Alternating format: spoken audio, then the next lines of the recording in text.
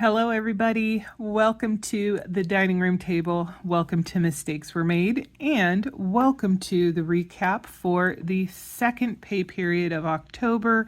We are going to cover the costs, the numbers, and everything included in the 16th of October through the 31st. So we will get started.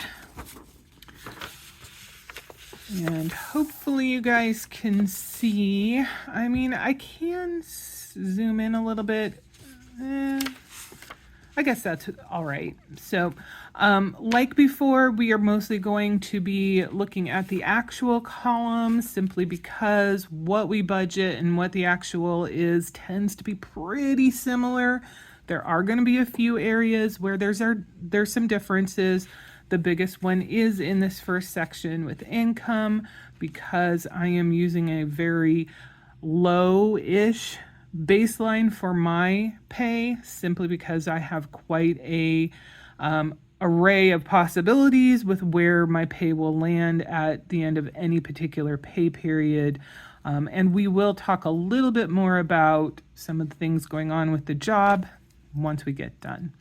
So let's jump in. Mr. M, he had $2,229.61. My pay was $1,771.24. Again, pretty different from our very low baseline. Nothing for miscellaneous income or side hustles. I will pause here for a second. I am not really seeing a whole lot in sales for my Etsy shop. It's not something that I am actively really pushing, social media or anything like that. I'm not doing the Etsy ads. I personally have found that they have been fairly ineffective and just cost a lot of money. So, that is to be expected from that standpoint. Obviously, the economic situation that we are currently in is terrible, and my shop, which I sell jewelry and beading supplies, crafting supplies, it is not something that is a necessity for living. So absolutely understandable that there would be fewer people spending money on things like that. Still, it would be nice if I could get some movement there, because I have gotten to the point, and I've talked about this in different videos, where this side hustle is not something that I'm super interested in anymore. Yet another reason why I don't feel the urge to spend money on advertising and stuff like that. I do have a fair amount of inventory. I started out doing the Etsy thing, selling jewelry, making and selling jewelry. And it became very clear to me pretty quickly that my rudimentary skills at jewelry making weren't going to cut the mustard.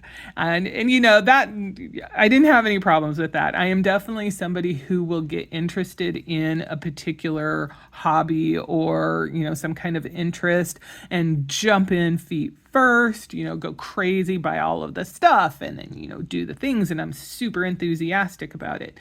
The nice thing about this one was there was the potential for a flip side and the opportunity to bring money in instead of just money going out with it. But I was, aware enough to realize that my efforts, though they weren't terrible or anything like that, they definitely weren't up to par with some of the other creatives that were in the space and what they were providing. That said, I did have a lot of, beads and findings and stuff like that now. And with me making the decision that, I don't really wear a lot of jewelry. My engagement ring is it. I do have other, I have some earrings and stuff like that. I don't wear them. It's not my thing. So I wouldn't be making jewelry for myself. So there really wasn't any point in me keeping the inventory that I had. And so my next step was, okay, I'm going to destash it, or I'm going to sell it off. And what I found was that I really enjoyed that. And it was to the point where if I ran out of something in particular that people seemed to be interested in, I made the decision to purchase more. Having a business account and things. I mean, I went the whole 9 yards for this sucker. So, business license, business account, being able to get stuff on wholesale and things like that.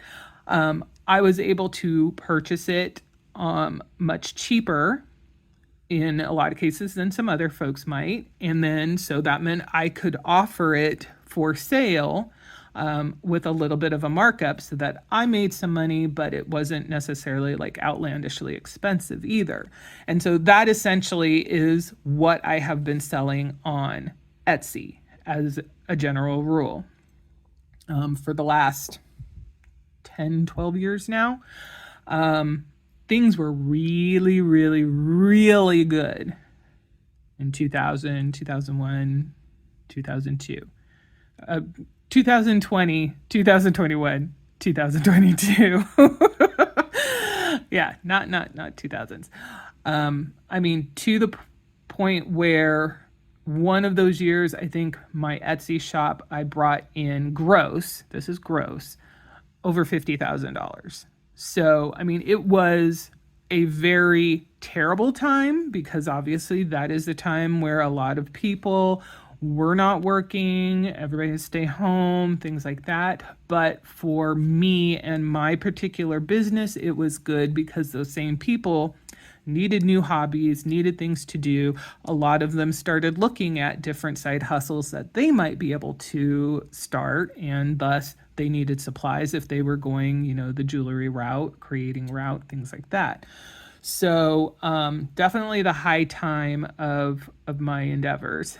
Since then, it just fell off the cliff after things started to open up and ramp back up into some semblance of normalcy. So that said, at the beginning, like I said, I was making jewelry, but going into selling off supplies meant I got to kind of keep my fingers in things. I got the joy and that little serotonin burst of playing with beads and things like that, seeing all the sparkly things. We had also dabbled a little bit in a little bit more higher end jewelry as far as like rings and earrings with set stones. In Oregon, we do have a state gemstone. It is called the Oregon Sunstone. And for a few years, we would go down into the area where you could find them and we would mine them ourselves. They do have like BLM land where you can walk, can just pick them up off the ground. You can also dig in there and find them. Those, according to the rules, you're not supposed to sell in any way. So we would go to the places that actually had mines and you could dig yourself.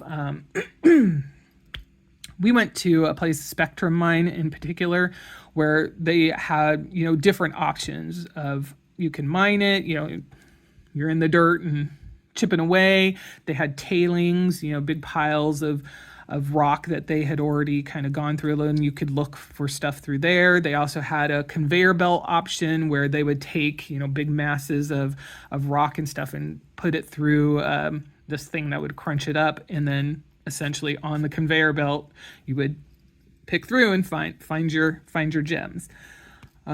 We also had an opportunity where they would you could buy like bags of tailings and they would send it to you, especially for the off season, and you could then go through and see what gems you could find. We did that a couple of times as well. So bottom line was, we had those stones, we had made a connection with somebody who could cut them, or at least they had other connections that they could send bulk amounts of stones to be cut, and we would add ours to the mix and get what we got back. So we did a fair amount of sunstone jewelry, and I think we actually have like probably 20 or 30 gems still. I'm not quite sure what I'm going to do with those. They've just been sitting there, so obviously they're not something that we've been thinking too much about. But anyway, that's kind of my go-to is I just jump into something and really enjoy it, and then it starts to taper off and wane. But this ended up becoming a business that did pretty darn well. However, we are now where we are at. I still have a fair amount of inventory that I am really wanting to get rid of, and the process has been very slow.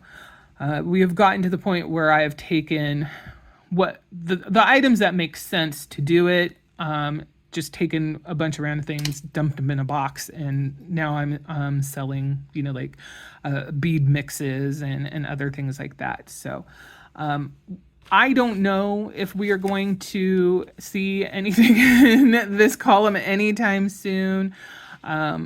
It is nice to have a side hustle, especially nowadays with everything that's going on, but it's not necessarily as easy as a lot of people tout. They're like, oh, you need to go get a side hustle. If you could make an extra $1,000 a month, just think of what it could do. Well, yeah, duh. I don't think anybody would argue an extra $1,000 a month wouldn't be beneficial, but just throwing out there, go get yourself a side hustle is not really doing the service to people in helping them actually find and create something that is going to net them $1,000 extra a month. So anyway, I'll be honest, I don't know why I started babbling on about that, but it will come up again when we get a little bit further down. So let's keep this rolling, ma'am. We do have our buffer rollover. So all told for the pay period, we had $4,201.20. Our costs for the second half of the month are mostly our utilities. So they are pretty variable. You can see here that we do have a fair amount of difference. The $175 is our kind of winter guesstimate amount. I'll be honest, considering what our costs ran last year and the fact that since then they have done rate increases for both electric and gas, and I wouldn't be surprised if they're going to throw another couple of those our way in the next couple of months. We probably should have this at least at 200, maybe even higher. We'll kind of keep an eye on that and make adjustments as needed.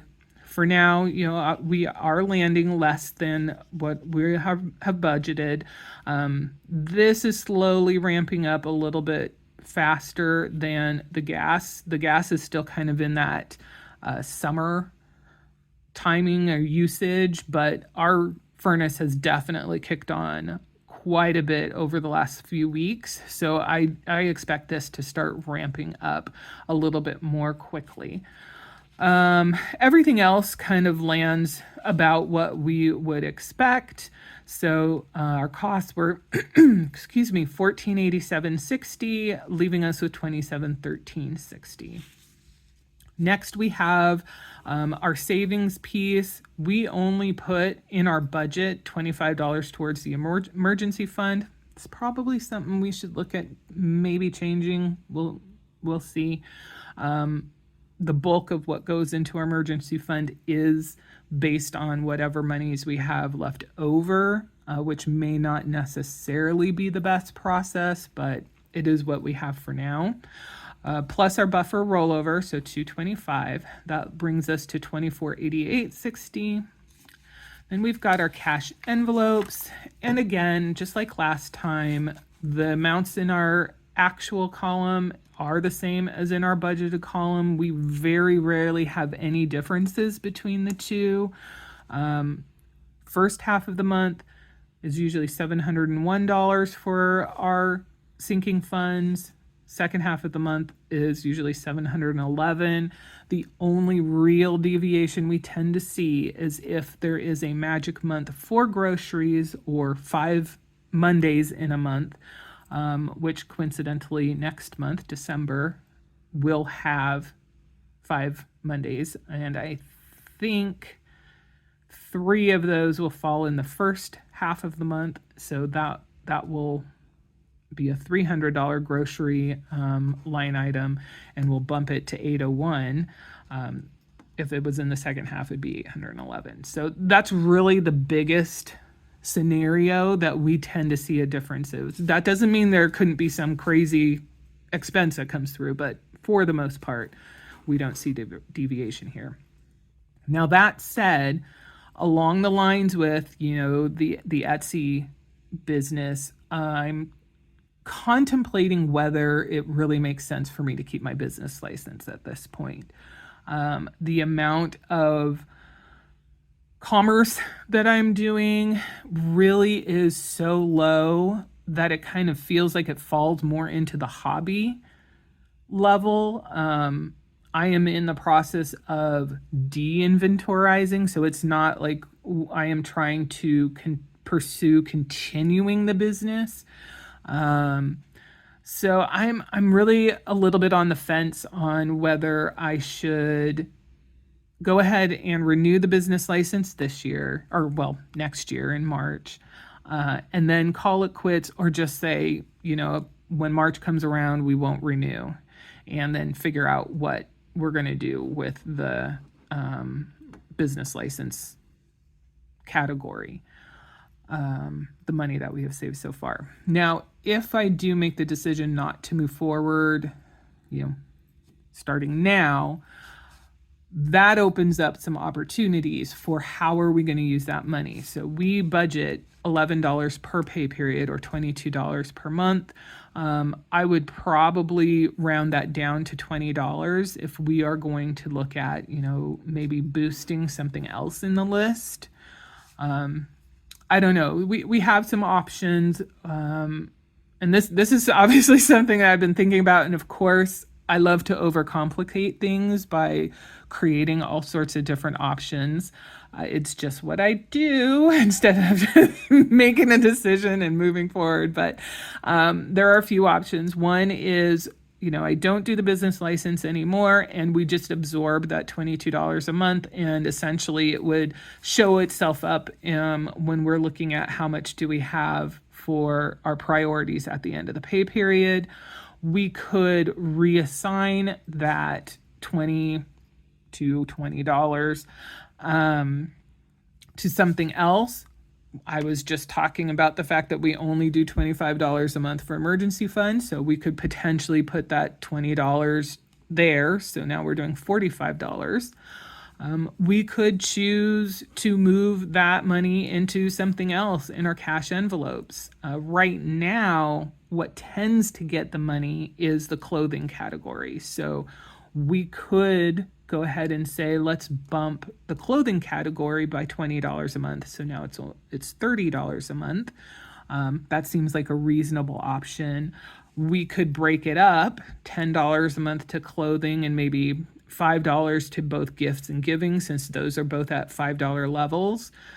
So, there's a lot of different options that we have. And so we really need to kind of talk with Mr. M, see where his thoughts are, see how I'm feeling about things, and go from there. So really, this is just kind of an example of how flexible a budget can be and should be.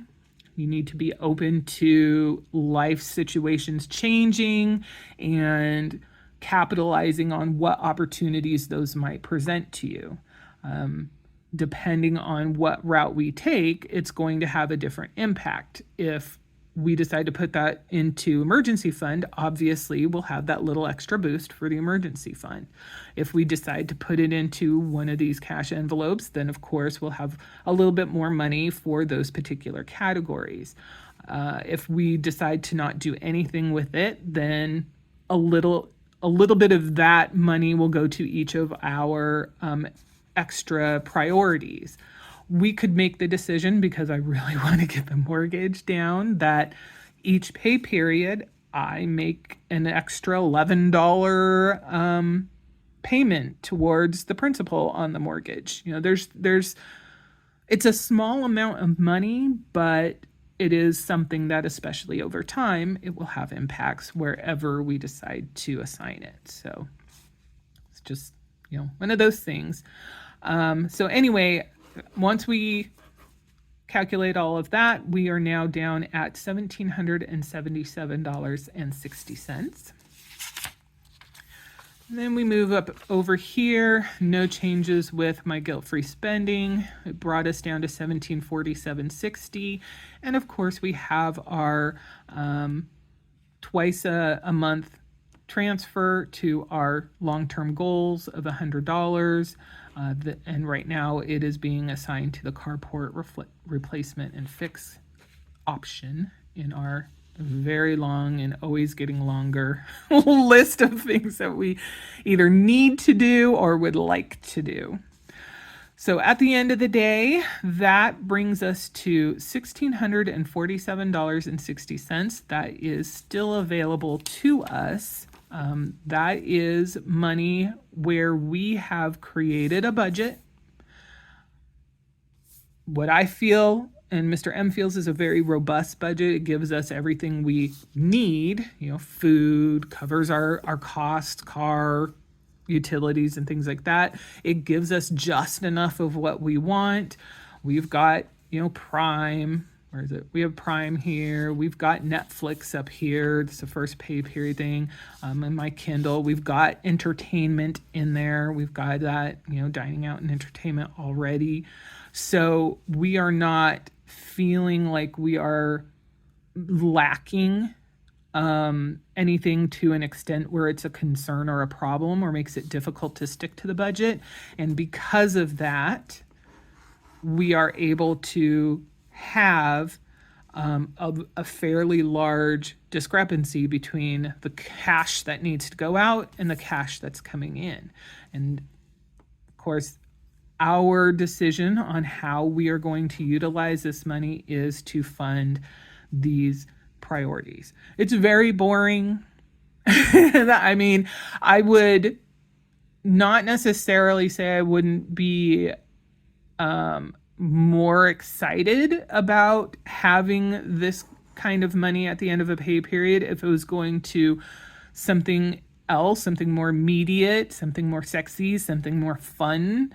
Maybe if we were at a place where we were trying to save up for like a trip or something, like a significant trip, being able to sock away $1,600 and put that over to something like that would certainly be exciting. Instead, we are definitely very concerned about a little bit more future situations. So we are trying to get our future life into alignment, put ourselves in a position where retirement is going to be as enjoyable as possible. And so we have these more boring options of how we're going to use our discretionary funds. And so when we talk about this and having discretionary income and where we decide to put money, it is not a reflection on anybody who has different choices. I personally figure if you have created your budget and you're happy with how your money is being distributed through that budget, and then you have extra that you get to decide whatever you want to do with it, that's the bottom line. You get to make those choices. If that choice is to take it and tear it up and throw it into the garbage, I'm not going to say I'm going to get behind that, but you can do whatever you want. If you want to go and hit the water park every week, go and spend the money and have a good time. If this is how you enjoy pampering yourself, going and getting a massage, twice a month, or getting your hair done, getting your nails done. And I do hate to bring those two items up in particular because I feel like they kind of feed a bit of a stereotype as to what people waste money on. And it tends to be very focused on women, which I don't know. When people talk about it, there usually seems to be a bit of a degradation to the tone, and I don't like it. So I don't necessarily love bringing up that example, but it is something that is prevalent. So if you want to spend money on that, you have covered your costs. You are happy with how your money is flowing. Great, go ahead and do it. Now, if you've made the decision to spend money in different areas, and at the same time are complaining about, how quickly you are able to save money towards a specific goal you're trying to save to, or how quickly you're able to pay off debt that you are working to pay off, then maybe you might want to reassess the importance of how you are utilizing the money that you have not budgeted. Maybe temporarily, it could go to those other areas that are causing you stress so that you could reduce those even more quickly. And then, at the end of the day, you'll have even more money available in your discretionary because you're not putting it towards savings. You're not putting it towards debt or whatever the goal is that is causing particular angst. But anyway, as I say, everybody has choices for the most part. If you're happy with how your money is being utilized, I'm here for it. We are using ours for these items. Extra mortgage payment, $329. Same for the emergency fund. Same for the long-term goals. A teeny bit less for the sinking fund, simply because we wanted it to be divisible by 4 evenly. So each of these items, car maintenance, health, household, and pets, got $82. We do have our fun and frolicking option. So, even in this boring part of our budget, there is still a little bit that is going to something fun, something to get you, that dopamine hit. And that got $84. The change here always goes towards the buffer rollover. And then we also had $284, which is roughly 15% of our total that's going to investing, which was divided evenly between Mr. M and myself at $124 each. This money goes into our Roth IRAs. So that is the budget. And that's how we broke down what extra we have. And just as a reminder, for these 4 items, each of those get 20% of any amount of money that we have left over. The investing gets 15%, and then basically whatever that calculation, adding, the results of all of that together, we subtract that from the total, and what's left goes into fun and frolicking. And the reason we do that is sometimes we do have to make adjustments for like the sinking funds. Sometimes we do have to make adjustments here because we want it to be evenly divisible by 2 and using only whole numbers for the investing. So those adjustments will then affect how much is available for fun and frolicking, because that is a lesser priority for us. And I don't remember if I mentioned at this point we have capped the fun and frolicking cash envelopes. This is an envelope that we put the money in as cash. We have capped that at $500. So if this $84 were to create an overage, bump the envelope over $500, we will only stuff as much to get to that $500 amount, and whatever is extra will go into whatever category we have decided should get extras, which right now is clothing. So that is where we are. Let's take a look at the numbers for our bigger goals. At the end of October, our emergency fund is now at $6,504.16, which is wonderful. It means we are $500 plus into our next $6,000 that we're trying to save. The long-term goals is at $3,523, which is again great. This number We have already taken out the cost of the refrigerator. We are holding off right now on the log splitter wood chipper thing. One reason is the weather has definitely gotten more terrible, typical fall, winter weather in Oregon, rainy, et cetera, et cetera. So we would not necessarily be able to utilize that machine right now because the stuff that you put in it, it needs to be dry or as dry as possible. Otherwise, it's going to gum up and create problems. So we'll be looking at it, keeping an eye on it throughout the winter and into the spring. Maybe if there's a sale and we can get it a little bit cheaper than what the cost is right now, then we would potentially jump on it. But at this point, we're looking at all of these funds as going towards the carport replacement or fix project. So do not have any numbers on that yet. I have been very lazy about contacting anybody. I need to get on top of that. See, I shouldn't have been criticizing and complaining about Mr. M and his process in getting the yurt cleanup done because I'm not doing any better than he did. So I do still have that on my to-do list. I personally figure it's going to still be far greater than what we have. So regardless, we are going to need to continue to build up.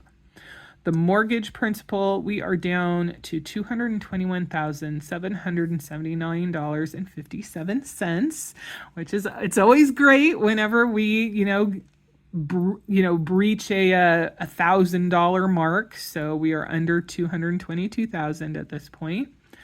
I think I am going to keep track of this little tidbit for the last payment that we made. So it would be the payment that went for the counts for the 1st of November. The amount that went to principal was $17.81 more than the amount that went to interest. So every time I see that, it makes me smile. It just makes me so happy. When I did look at our amortization chart to see where this 221,000 landed, it falls between December of 2028 and January of 2029. So now we're at like 3 years and 1 month, roughly almost 2 months ahead of schedule, which is wonderful. I'm not sure what we're going to be experiencing come February of next year. If you follow the channel, especially around that time period, in the last couple of years that we've, been doing this, which October is over. October was our 2nd year anniversary month for this channel. Then you know that we do get a escrow assessment done. And I think that's kind of usual for a lot of people that have mortgages, especially if you have your property tax and your homeowner's insurance, wrapped up in that they pay those for you. So it gets added on to the cost of your actual mortgage. So they're going to do an assessment. We did get not our mortgage. We got our property taxes, and as usual, they went up. In Oregon, I believe the law says it cannot go up more than that. They can't, I think they can't assess your property value more than 3% in a year. And of course, that would affect how much you need to pay for property taxes. But where we definitely get hit is with all of the bonds and, other tax things that people vote on and decide if they're going to go through, because a lot of times the cost to people is based on what your property is worth. And now that is the assessed, what is that? It's the assessed value, not necessarily the real market value when they're doing those calculations. So, just because that valuation can only go up 3% per year doesn't mean that the cost for property taxes only goes up 3% per year. That's like the minimum it's going to go up. Everything else, with all the bonds and whatchamacallit, it's going to definitely see that increase a lot. And I know a lot of people have just been just flabbergasted by how much they are paying in property tax, and I totally get it. And so they are very adamant I am saying no to every possible thing that comes on the ballot that might increase my property taxes, which I certainly understand. I know that there's a lot of arguments out there, especially when they're talking about like school bonds. Well, I don't have any kids in school, or my kids, either I don't have kids at all, or my kids are already grown and stuff like that. I'm of two minds. I want to have a well-informed, well-educated populace. I do not have any children, so I don't have any skin in the game as far as that is concerned. I am not reaping a direct benefit of my, children, their experiences in school. But if I'm looking at the greater, population, the greater environment, I want the children that are going through school to get the best that they can get, so that when they, become adults and start going out into the world, that they are going to be successful, that they are going to be in a position to do well for themselves and hopefully do well for society as a whole and all of that. So I don't really begrudge the idea of the school bonds and having money to fix up buildings and to pay for particular programs and stuff like that. That said, I do feel like it, or at least it very much feels like we pay quite a bit of money and we're not necessarily seeing the positive impact that I feel we should. So it feels like a lot of the money gets kind of wasted. I know that they bring in all sorts of like consultants and stuff for different things. And I'm just like, are we utilizing the money in the best way possible?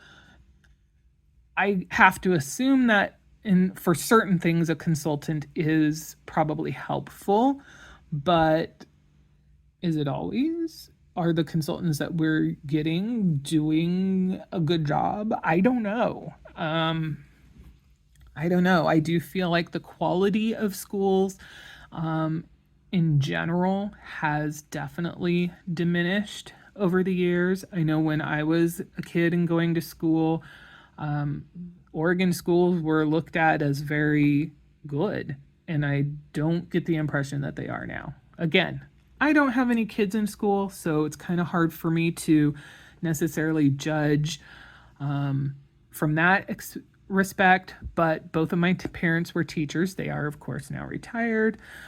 So one of them at least keeps their finger on the pulse of things, and she's not really she's not super thrilled about the state of things today. Obviously, the schools that are in areas where the more wealthy people congregate, they tend to do much better than others. So, I don't know. The money that is available to help schools be better is not necessarily spent as equally as it might be nice for it to be, I guess. But anyway, all that to say is I don't necessarily begrudge my property taxes going up if those monies are actually going to be used wisely and appropriately and not just be a constant money sink of waste and things like that. But At the end of the day, in February, we have not gotten our homeowners insurance renewal yet, so I don't know where that's going to land, and I am concerned because I have seen a lot of just general videos of people talking about that their homeowners insurance went up, 10, 15, even 20% or more. And that's just ridiculous. So I am a little worried about that. But in February, they'll do an assessment and advise us, how much of a gap we have in our escrow account from what they feel that needs to be in there for when property taxes and homeowners insurance come around again next year. And I think what we'll do is the same thing we did last year, which is whatever that discrepancy amount, we'll just pay that bulk amount. When we did that last year, it was interesting. Our monthly payment actually reduced. It dropped from what it had been before. And I'm assuming that that is because when they did their recalculations, because we had paid extra, even before, that the amount of interest that is still expected on the loan had been reduced. So the monthly payments now, when you calculate it over the course of, however many years we have left, would now be less because we have paid down some of that interest. I would hope that in the future, in February, when they do that again, if and when we pay that bulk amount off, that when they go and reassess it, especially because we have been paying even more than we had been before, that will recalculate and the monthly payment for the mortgage piece will reduce again. I don't know if that's for sure, if that's an unlikely thing, or if I'm, on the right track with my thinking on that, but that would be amazing. The bottom line is we do not want to change our monthly cost for the mortgage or for our payment to go to the mortgage company at all. We want it to stay steady. So that's why it's beneficial for us to just pay the lump sum, because the other option is for them to calculate how much that would be each month and then tack that onto our mortgage payment. And we don't want to do that. Now, the timing of all of that tends to work out fairly nicely because usually around that time, Mr. M's work will do their assessment of everybody's PTO balances, and they do have a rule and a process of you can only hold so many hours. I want to say it's like 160 hours of PTO. And if you have more than that, then whatever that difference is, so if you can only have 160, but you have 200, they're going to pay you out 40 hours worth of PTO. And that's usually early in the year, February-ish, March-ish. The other opportunity is potentially we could have some kind of refund from taxes. I don't know. This year's going to be a little bit wonkadoodle because we do have the fact that I had unemployment, that I lost my job, that I had ACA, which had some benefits, and things could be a little bit crunchy there, just because of all of that going. There is a possibility that I'll actually owe money, with however it falls out. We did find out that Oregon, we're going to have another kicker this year. It's not going to be like the amazing kicker that we had a year or two ago. It's going to be less, but that ends up being essentially a credit on our tax bill. So whether that'll be enough to offset any tax costs that I may have incurred or Mr. M may have incurred, this past year, we'll have to wait and see. But it would be nice if we do actually have a refund coming, then, that would be another opportunity for us to balance out needing to pay a lump sum amount to the mortgage. And last, I believe that November, that January is going to be a magic month. So we could make the decision to take that extra paycheck from Mr. M and use some of it, depending on how much the cost is, of course, some of it, put it aside for the mortgage extra, as well as, and we've already talked about doing this, tap that extra paycheck to pull the $500 that we usually allocate for the garden for the year out of that as well. So we'll have to see. We'll have to see where things go. But that's all of our mortgage news at this point. Very excited that we are making progress, but let's look at what that progress looks like in full color. Woo! All right, so as you can see, we are almost at the halfway point for this particular row number 4. You can also hopefully see, even though I have bad handwriting, that we hit the $9,500 mark.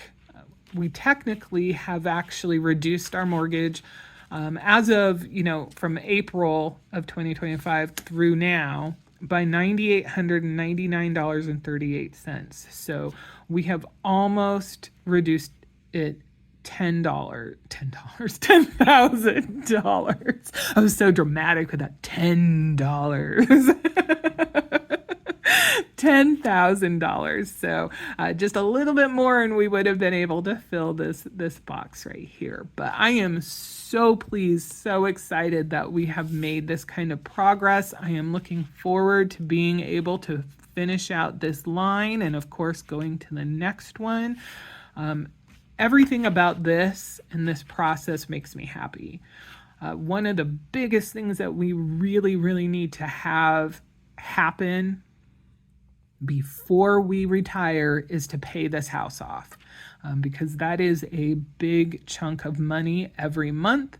And if we are not having to pay that mortgage, that's going to be huge. Now, it's not going to be a case of, so right now we pay $1,750 a month for a mortgage. It's not going to be a case of $1,750 is now eliminated from our budget, because we will still be responsible for property taxes and the homeowner's insurance. And that, as you know, constantly goes up every year. So that said, if we're reducing our costs by $1,000 per month, $800, $1,000, $1,200, just depending on, what it actually is, that is a significant difference and will make a huge difference when we're talking about what our expected monthly costs are going to be in retirement, and thus how much money do we need to have available to cover those costs. So anyway, that is for another video. I will be doing our investing video, which really is just going to be a snapshot of where we are with our various accounts that we are investing in, 401ks, IRAs, Roths, all of that. So keep an eye out for that one.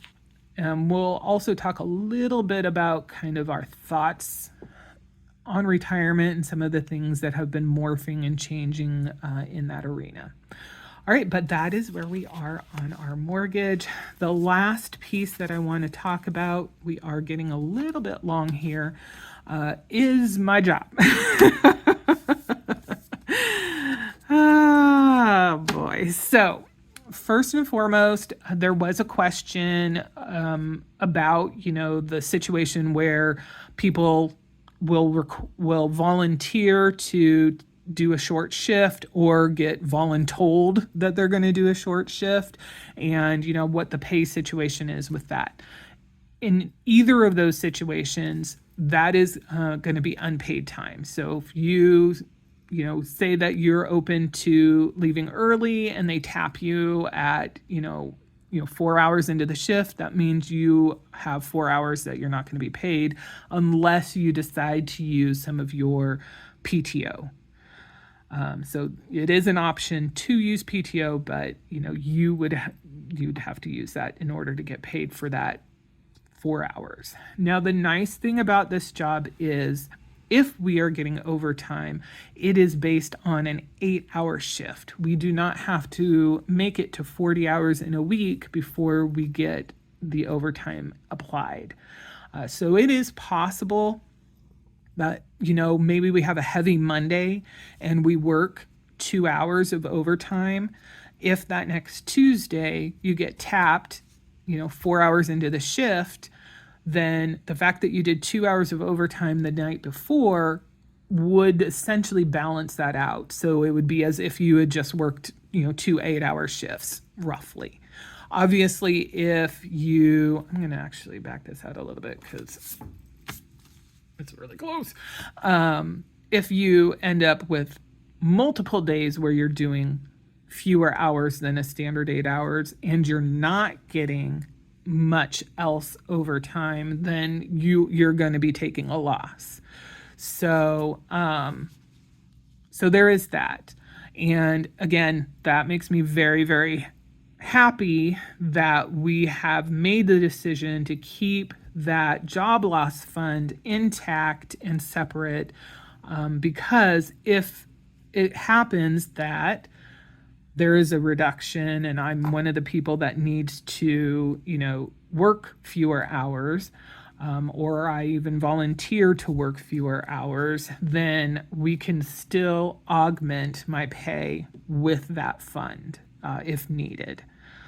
If we're honest, at least right now, currently, we do have extra money at the end of the pay period. So if I had a reduction in hours, the first impact would essentially be having less money here. And it would be for us to then decide, do we want to go with that, or do we want to try to maintain having a certain level of money at the end of each pay period so that we can continue to fund these priorities, all of these priorities. That is a very privileged position to be in. I am incredibly blessed that that is a conversation that we can have. Now, we did have a meeting, how long ago was it at this point? A week ago? A time, again, it means nothing anymore. We're going to say a week ago. I can't remember exactly. But the gist of the meeting was our boss letting us know that the company has been doing layoffs. And we actually got advised that 2 people from our department were laid off. I was completely flabbergasted because, quite frankly, I'm one of the last people that was hired on, and I absolutely would have expected that I would be one of the first people let go if there was a layoff situation. Now, it was interesting. They were a little bit cagey when the question kind of came up of how was it decided on who was going to be let go. I get kind of the feeling that maybe there might have been some kind of disciplinary issues. I don't know if it's, like an attitude kind of disciplinary, or maybe attendance, maybe their speed and productivity wasn't where it needed to be. Their accuracy wasn't where it needed to be. But it was there was definitely some kind of glossing over of the explanation on that. Hey, I still have a job, so I'm very, very happy about that. But of course, my anxiety level is now through the roof because that seal has been breached. Layoffs have happened. So if things in the economy continue to worsen, then the expectation would be there will be more layoffs. Where that will land, I don't know. I will say that the manager was very clear and adamant that the expectation is that it would be a temporary layoff. And I specifically asked that question. I was like, now I just want to make sure I heard correctly. The expectation is that they will be back. And she said, yes, it takes a long time to get people that do what we do up to speed, both, just knowing what to do, how to interpret what you're looking at, how to enter it properly, and do it accurately and quickly. So they don't want to jeopardize the possibility of having somebody who is experienced and trained and things like that find something else, because it takes 6 months to a year to get somebody to just kind of a generic decent level of expertise. So obviously it would be in their best interest to retain, that kind of knowledge, etc. So, that's something of a positive, but, it's still a concern, because I'm going to be very, very frank. I don't see the current economic situation getting better. Everything that I'm seeing in the world today, and some of this maybe because of my doom scrolling, and so the algorithm is giving me the negatives, but everything I'm seeing reminds me so much of 2008, 2009, 2007, that time frame. And in the industry that I'm in, which is the same one that I was in my previous job, I ended up taking a 15% wage cut during those times. They got rid of, company 401k matches. There was a lot of stuff that they did that reduced the benefit for the worker in order to supposedly survive. We never got that 15% back once it was cut. Instead, it was, slowly over time, with typical cost of living increases, you got back up to where you were before, but they never went and said, okay, you used to make, we'll say $13 an hour, and we had to reduce you to $10 around. That's probably not 15%. I'm not doing the actual math, but we're reducing you to $10 an hour. They never come back and said, okay, you know what? Over the last 3 years, cost of living got you up to $11, but if we hadn't had the reduction, you would actually be at $14 now. So now you're at $14. They didn't do that. And we actually had, it was interesting because they kept on touting that it was a temporary reduction.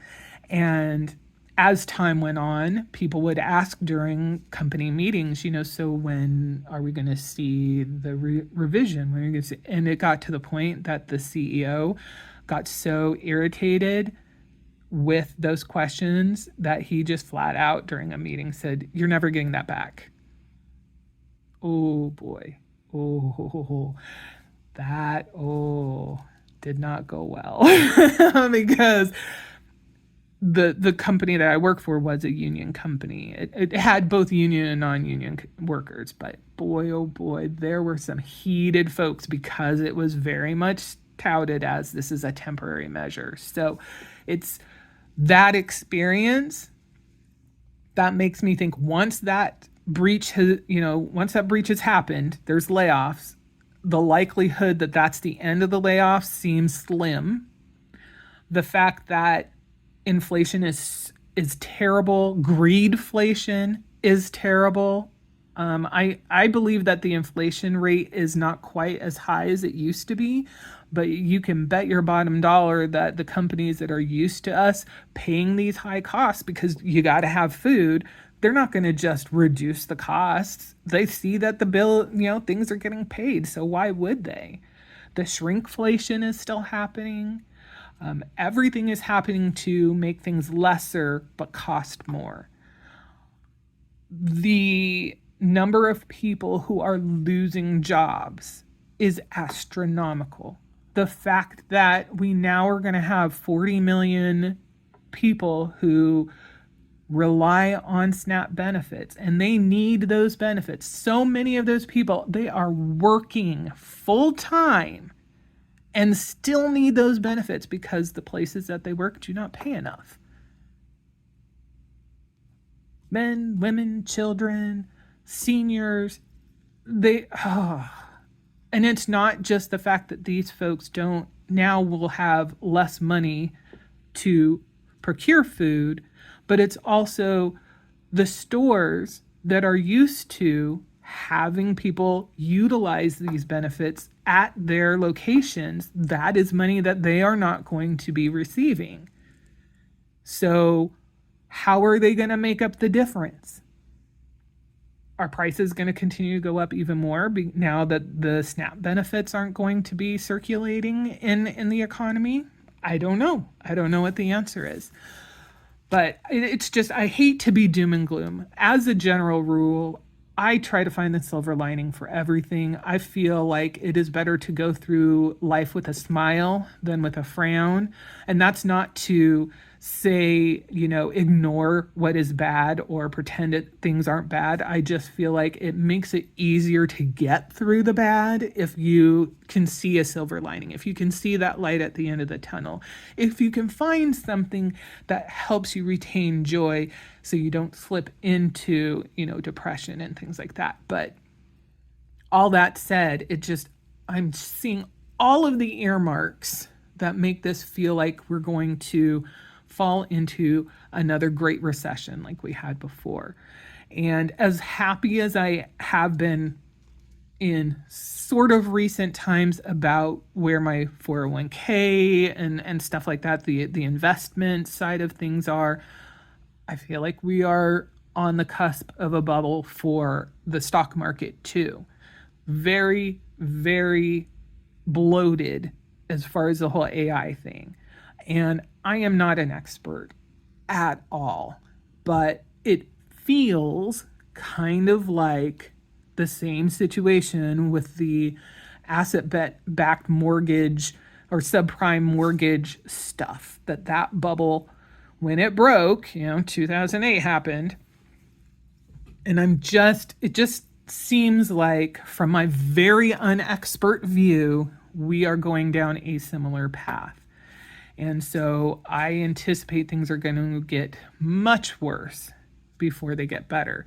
And from, my job standpoint, that means potentially I will be laid off, unemployed, less hours, whatever could be coming in the future as well. So we need to be prepared for that, be ready. Right now, we are in a very, again, privileged position that the high cost of food hasn't impacted us to a huge extent. We have been able to purchase the foods that we want and need, and we leave certain things behind that we feel are too expensive, but we have been able to eat fine and put stuff in the fridge, put stuff in the pantry as we need it.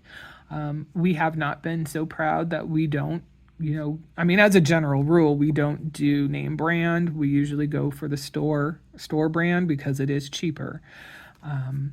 But I don't know. It is what it is.